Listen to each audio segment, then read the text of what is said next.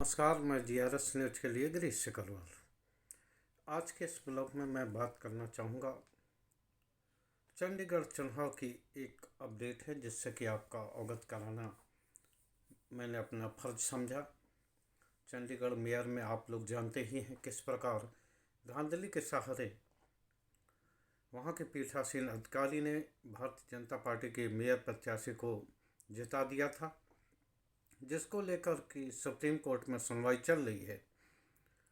और उन्होंने आज सुनवाई करते हुए सुप्रीम कोर्ट में सभी कागजात जब्त करने और आगामी निर्देश तक नगर निगम की कोई बैठक न बुलाने के निर्देश दिए हैं और बहुत ही तल्ख टिप्पणी की है कि किस तरह से चुनाव प्रक्रिया को मजाक बना दिया गया। निश्चित तौर पर ये सुप्रीम कोर्ट से ये आई खबर इंडिया गठबंधन, खासकर आम आदमी पार्टी के लिए एक खुशियों का संदेश लेकर आई होगी। लेकिन जिस प्रकार से बहुमत के दल पर, बहुमत के सहारे सुप्रीम कोर्ट तक के निर्देशों को जिस प्रकार पलटा गया, उससे ये भी महसूस होता है कि क्या आम आदमी पार्टी को न्याय मिलेगा। क्या पीठासीन अधिकारी के सहारे जीता गया चुनाव निरस्त होगा। हालांकि सभी लोगों को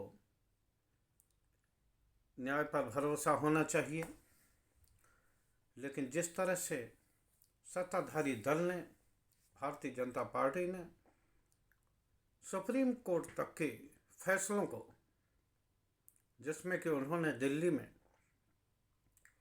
पुलिस जगह और कानून व्यवस्था को छोड़ सभी अधिकारियों के को चुनी हुई सरकार यानी आम आदमी पर सरकार को देने का निर्देश दिया था। लेकिन उस निर्देश को आप सभी लोगों ने देखा किस प्रकार बहुमत के सहारे पलटा गया। हालांकि चंडीगढ़ का मामला इतर है और जिसका कि सबूत सभी लोगों के, यहाँ तक कि जो लोग मोबाइल फ़ोन चलाते हैं उन सभी पर सोशल मीडिया के जरिए उनके फ़ोनों में सुरक्षित हो गया है। तो निश्चित तौर पर ये कहा जा सकता है कि हो सकता है कोई इस तरह की खबर है जिससे कि इंडिया गठबंधन को खुशी मिले और आम आदमी पार्टी को न्याय मिल जाए। निश्चित तौर पर जो संख्या बल था वो 20 था और विपक्ष में केवल 16 लोग खड़े थे। निश्चित तौर पर ये भारतीय जनता पार्टी की हार होती, लेकिन कहते हैं लोकसभा चुनाव के पहले भारतीय जनता पार्टी को इतनी भूख है कि वो छोटा चुनाव लड़कर अपने परसेप्शन को कम नहीं करना चाहते। उन्हें ये लगता है कि अगर ऐसा कोई परसेप्शन जाएगा तो निश्चित तौर पर आगे लोकसभा चुनाव में उनको डेंट लगना तय।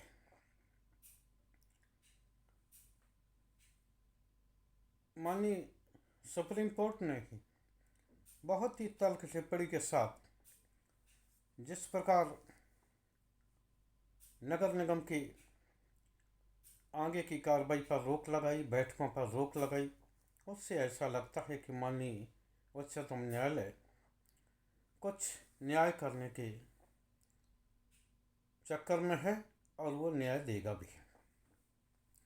अगली सुनवाई 12 फरवरी को है और निश्चित तौर पर इसमें कुछ सबूत हम लोगों के सामने आएंगे, पेश होंगे और आम आदमी पार्टी को न्याय मिलेगा। देश के लोकतंत्र को न्याय मिलेगा और निश्चित तौर पर जो आम आदमी पार्टी या यूं कहिए कि चुने हुए सांसद और पार्षदों को के साथ जो हुआ था उन्हें भी न्याय की प्राप्ति होगी। उधर झारखंड में भी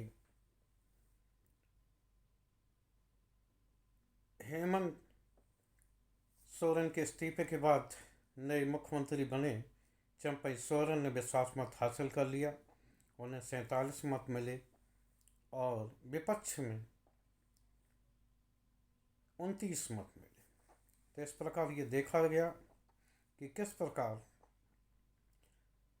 बहुमत का अनादर करके राज्यपाल इस चक्कर में थे कि किसी तरह झारखंड में भी अस्थिरता का लाभ उठाकर वहाँ पर या तो सरकार को अपने पाले में लाया जाए, अगर वो अपने पाले में नहीं आते तो वहाँ को सरकार को अस्थिर करके राज्यपाल राष्ट्रपति शासन लगे, जिससे कि और राष्ट्रपति शासन आप लोग जानते ही हैं वो एक तरह से केंद्र की ही सरकार मानी जानी चाहिए। तो वहाँ के इंडिया गठबंधन ने निश्चित तौर पर एनडीए के जो योजना थी उसको धूल धूसरित किया। वहाँ के विधायकों को इसके लिए बधाई की। उन्होंने लोकतंत्र को बचाने के लिए आज इतनी बड़ी शक्ति के आगे टकरा कर जीत हासिल की। निश्चित तौर पर जिन लोगों ने आज हेमंत सोरेन का भाषण सुना होगा, उन्होंने हालांकि हेमंत सोरेन को ईडी की कस्टडी से लाते समय ये स्पष्ट तौर पर कहा गया कि वो जनसभा को संबोधित नहीं करेंगे, प्रेस से बात नहीं करेंगे, लेकिन सदन में जिस तरह उन्होंने अपना पक्ष रखा और खुला ऐलान किया कि अगर उन्हें जिस मामले में भूमि घोटाले में फंसाया जा रहा है अगर उसको साबित कर दें तो वो न सिर्फ राजनीति से संन्यास लेंगे बल्कि झारखंड राज्य को भी छोड़ देंगे। निश्चित तौर पर यह दर्शाता है कि ऐसी बात वही कर सकता है जिसमें कि आत्मबल हो। आज देश के प्रधानमंत्री भ्रष्टाचार से लड़ने की बात करते हैं, लेकिन जब भी वही भ्रष्टाचारी उनके दल में आ जाता है तो वो पाक साफ हो जाता है। ऐसा विपक्ष का आरोप है और ऐसा देखा भी गया। क्या देश के प्रधानमंत्री ये सदन में खड़े होकर सीना ठोंक कर ये कह सकते हैं कि उनके दल में कोई भी भ्रष्टाचारी नहीं है, और अगर कोई भ्रष्टाचारी साबित हो तो वो राजनीति छोड़ देंगे? ये एक ऐसा मुश्किल सवाल है जिसका उत्तर न तो प्रधानमंत्री देने वाले हैं और न ही देश की जनता को मिलने वाला है। खैर, आज के ब्लॉग को यहीं ख़त्म करते हुए आशा है कि आप लोग देश के लोकतंत्र को बचाने के खातिर अपनी भूमिका का निर्वहन करेंगे और सत्य के साथ खड़े होते हुए ऐसी अवसरवादी पार्टी, ऐसे अवसरवादी लोगों से बचने की कोशिश करेंगे कि जिन्होंने दल बदल करके बार बार न सिर्फ देश के लोकतंत्र को शर्मसार किया है बल्कि जनता पर एक भारी बोझ भी डाल दिया है। आज के ब्लॉग में बस इतना ही। जय हिंद, जय भारत।